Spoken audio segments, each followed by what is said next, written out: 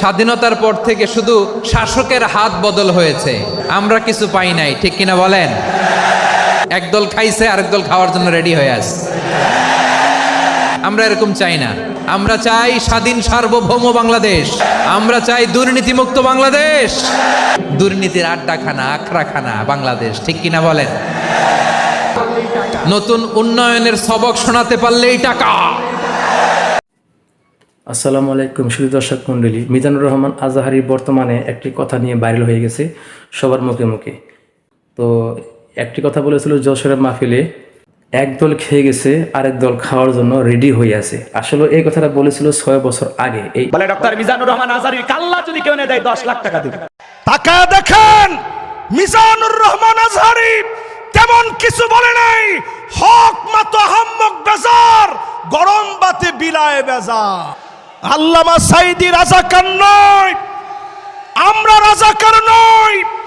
রাজাকার টার্ম বলে বলে যারা খেলেছেন, নতুন করে যদি রাজাকার টার্ম বলে খেলেন, আপনাদেরকেও জাতি ডাস্টবিনের মধ্যে নিক্ষেপ করতে বাধ্য হবে। বলে ডক্টর মিজানুর রহমান আজহারীর কাল্লা যদি কেউ দেয় 10 লাখ টাকা দিবে। চিটাগাং এক জালিম বলেছিল যে মিজানুর রহমান আজহারীর মাথা কেটে নিয়ে আনতে পারলে তাকে 10 লক্ষ টাকা পুরস্কার দেওয়া হবে। আসলে মুসলমান, যদি আমরা মুসলমান প্রকৃতিক মুসলমান হয়ে থাকি, আপনারা উত্তর দেবেন যে আসলে কথাটা বলেছিল, কথাটা কি আসলে আগের না পরের, আসলে কি এটা কি সঠিক না বেসঠিক? আপনাদের কাছে প্রশ্ন আমার, আপনারা ভালোভাবে বুঝবেন যে আসলে কি বলেছিল।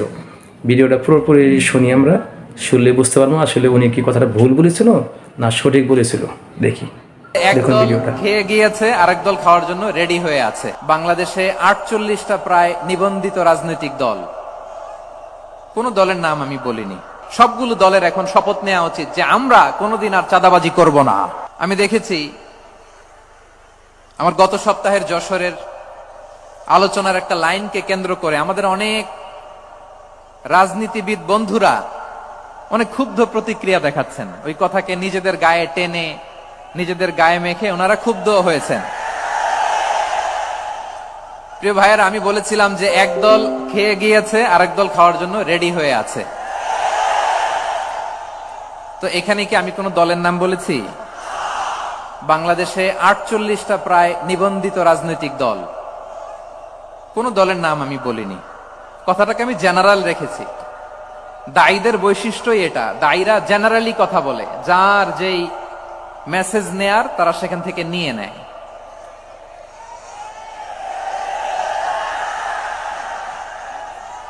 তো কোন দল এটা নিয়ে কোনো কথা বলল না। আপনারা এটাকে নিজের গায়ে যে মাখালেন, এটা ঠিক হয়নি। আমি বলবো যে এটা খুবই অনভিপ্রেত হয়েছে। কোন দলকে টার্গেট করে বা কোন দলের পক্ষে আমরা কখনো কথা বলি না। আমরা কোরআনের পক্ষে কথা বলি, ইসলামের পক্ষে কথা বলি, ঠিক কিনা বলেন? সো একটা জেনারেল কথাকে যদি আমার রাজনীতিবিদ বন্ধুরা নিজেদের গায়ে মাখেন, ক্ষুব্ধ প্রতিক্রিয়া জানান, এতে করে সাধারণ জনগণের কাছে একটা নেগেটিভ মেসেজ যাবে ওনাদের ব্যাপারে। এটা হোক আমরা চাই না। এদেশের যত এই যে আমার ভাইয়েরা, এই যে আমি এই যে কথা বলতেছি, সাদা টুপি, ও আচ্ছা আচ্ছা, চলে যাবেন না? একটু জায়গা দিয়ে দেন ওনাকে। হয় কি, লক্ষ লক্ষ মানুষের ভিড়ে আপনি যদি উঠতে চান খুব কঠিন হয়ে যায়। যদি পারেন একটু বসেন, আর না পারলে ভাইকে একটু জায়গা দিয়ে দেন। আমার দিকে তাকান, এই সিলেট, এদিকে তাকাও, এদিকে এদিকে, ফাইন। তো আমার প্রিয় রাজনীতিবিদ বন্ধুদের আমি বলবো, কথাটা ছিল ভেরি জেনারেল, এটা নিজেদের গায়ে মাখানোর কোনো দরকার নাই। আমরা এই যে এক্সিস্টিং যে রাজনৈতিক চর্চা, এটা থেকে আমরা বেরিয়ে আসতে চাই। আমরা চাই না এদেশে চাঁদাবাজি, দখলবাজি থাক, ঠিক কিনা বলেন? এদেশে কোনো দুর্নীতি থাক, টেন্ডারবাজি থাক, এগুলো আমরা চাই। আই হেট পলিটিক্স একটা জেনারেশন আছে, এই বেশিরভাগ জেনজি অফ সিলেট, এরা আই হেট পলিটিক্স জেনারেশন। এরা পলিটিক্সকে পছন্দ করে না। তো কেন করে না, এর দায়ভার আমাদের আছে না নাই? আছে। এবং আমরা দেখেছি ক্ষমতার পালাবদল যখন হয়, এক সরকার যায় আরেক সরকার আসে, তখন দুর্নীতির ফিরিস্তি আমরা জানতে পারি, এর আগে জানতে পারি না। প্রতিটা দলের ভেতরেই আমরা এই বাজে চর্চাটা দেখেছি।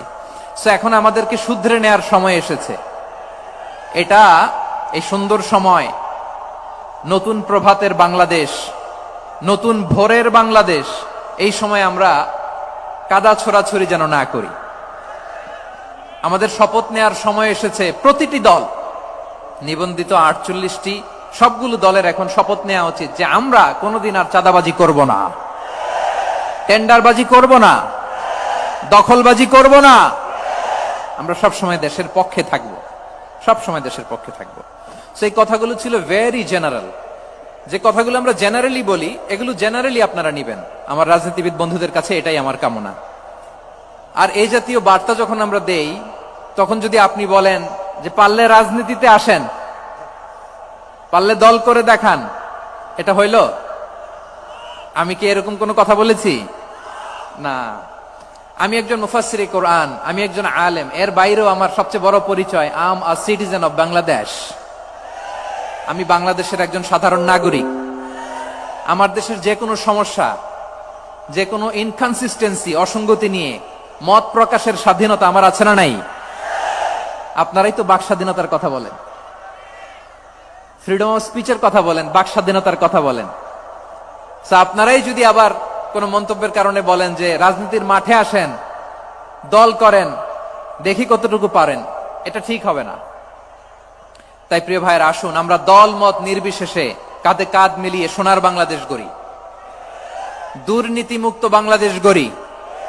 যে বাংলাদেশের জন্য রক্ত দিয়েছে আবু সাইদ, যে নতুন ভোরের বাংলাদেশের জন্য রক্ত দিয়েছে মুগ্ধরা, যে নতুন বাংলাদেশের জন্য রক্ত ঝরিয়েছে 24-এর যে গণ অভ্যুত্থানের প্রত্যেকটি শহীদের আওয়াজ করে বলেন ঠিক কিনা? আল্লাহ তাআলা আমার দেশকে তুমি নিরাপদ করো, শান্তিময় করো। আমরা যেন স্বাধীন সার্বভৌম বাংলাদেশে মাথা উঁচু করে বিশ্ব দরবারে দাঁড়াতে পারি। আল্লাহ তুমি তৌফিক দান করো। কি বুঝলেন? আসলে কি উনি কি ভুল বলেছেন নাকি সত্য কথা বলেছেন?